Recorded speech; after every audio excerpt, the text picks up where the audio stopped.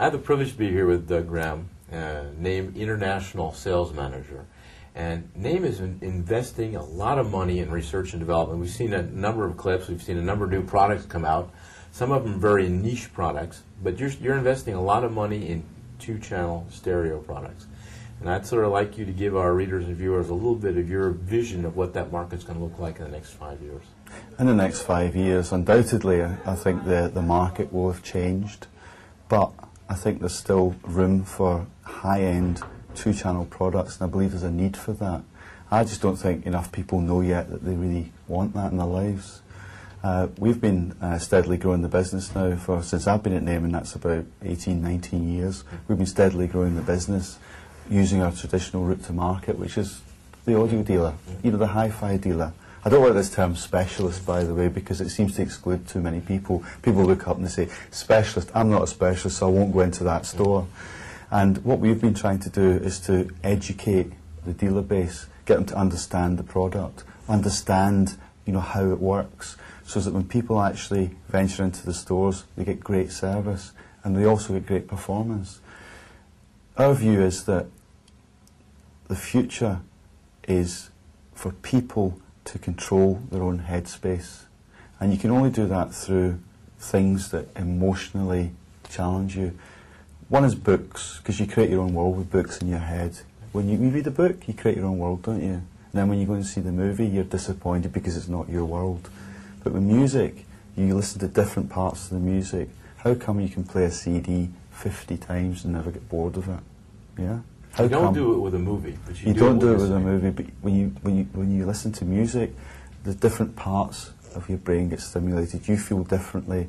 You hum different parts of the tune. You get involved in the music, and I think that's going to be more and more important to people in the future, because how we live, with the amount of technology that's out there, we're being told what to think all the time. You know, you go to a bus stop and you've got some data. You go into a coffee shop and there's some media on all the time. People at work sit in front of mostly computers, and they're being told what to think all the time. And we really think that people want to control their own headspace, and we want to give them good products to do that. Well, there's iPod Mini everywhere. At the show we've seen iPod docks everywhere. You think that we can educate people to still look for that quality in the sound? I actually believe that a lot of people don't know yet that good audio quality exists. I think a lot of people trust things like MP3 players to deliver a performance.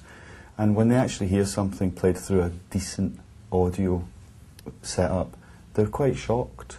And I'm one of these people who think the iPod's been really good for the audio industry, because there's a certain amount of people who've investigated music because they're back listening to the iPod again. It's quite interesting that people talk about the iPod generation. I don't know what that means, because most people who've got an iPod, they're not kids. You know, they're 30, 40, 50 something. All you have to do is stand outside a major office block at 5 o'clock or 4 o'clock when they're leaving, and the amount of people who pop some earphones into their ears, turn on their MP3 player, and off they go on the route home. What are they listening to? Mostly music. And a lot of these people actually get home and they want to continue the experience. And in order to continue the experience, really they've got to be playing it on something. You know, part of the reason we did the SuperNet with the built-in DAC was we thought a lot of people use their computer because they've got things like iPods. That's how you get your data onto. So you've got a computer, so they've got a server. And we just thought, well, people are starting to stream music, so let's offer them something that actually will reclock all the data and make it sound pretty damn reasonable. And the SuperNet's been really successful for us, and we're just exceeding all, you know, sales that we ever thought we would achieve. And a lot of people are using their digital media through the SuperNet.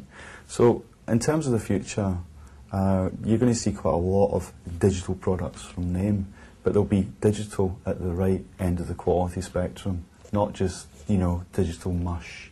People keep telling me it's only ones and zeros, and we keep saying to them, yes, but it can actually make music. Doug, thank you very much for this opportunity. We're looking for you in the next couple of months with new products that you continue to roll out, and continuing our story together. Thank you very much. Thank you.